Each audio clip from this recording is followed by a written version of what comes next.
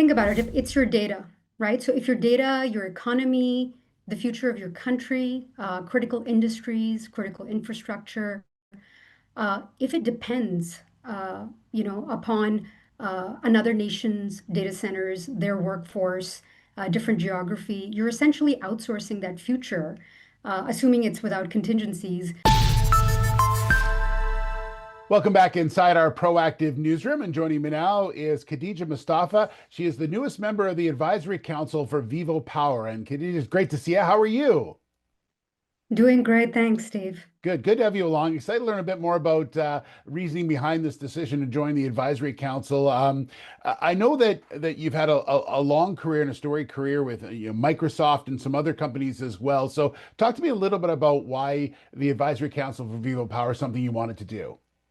Well, Vivo is operating at the scarcest layer of the AI economy. So when you think about powered land, powered permitted land, and it's an area that's getting scarcer with time. Some people are calling it the zero layer. So everything depends upon it.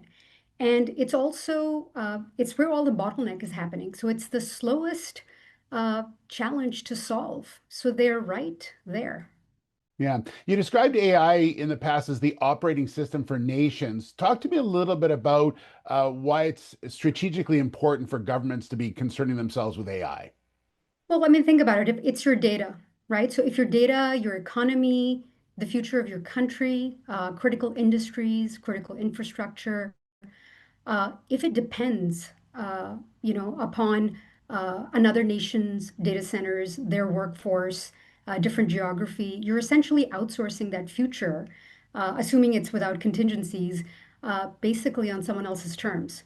And when we think about the geopolitical environment, especially right now, this is such a critical piece that if nations weren't thinking about it before, they're definitely going to be thinking about it going forward. Yeah.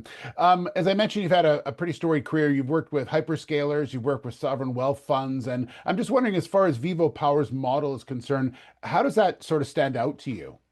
It does stand out. If you think about it, they've got a very strong ecosystem of investors.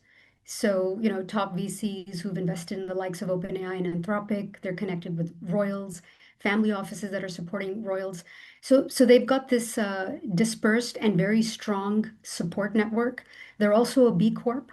So the fact that they operate at the cross section of people, profit, and planet is something that personally appeals to me. And then thinking, or I should say, operating in a sort of a geopolitically neutral environment, which is very important. So I think their model is one that's going to be very appealing to the likes of hyperscalers, to the frontier model AI titans, to nations that are thinking about sovereignty, and you name it. Yeah. Your network ranges around the world, the US, the Middle East, Europe, emerging markets as well. I'm just wondering from that point of view, where do you see sort of sovereign AI infrastructure deals closing first? Where should people be looking at around the world? So the usual suspects right now are obviously a lot of activity happening in the US. People are hearing a lot about what's happening in the Middle East, and that's going to continue.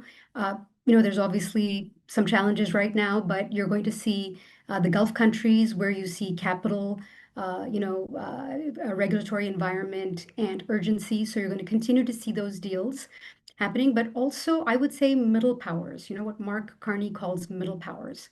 And especially in this geopolitical environment, as nations are really beginning to see the reality of this. Now, obviously, nations who have to build out such infrastructures need access to economical, cheap alternative and all sorts of sources of power. So you do need to have that.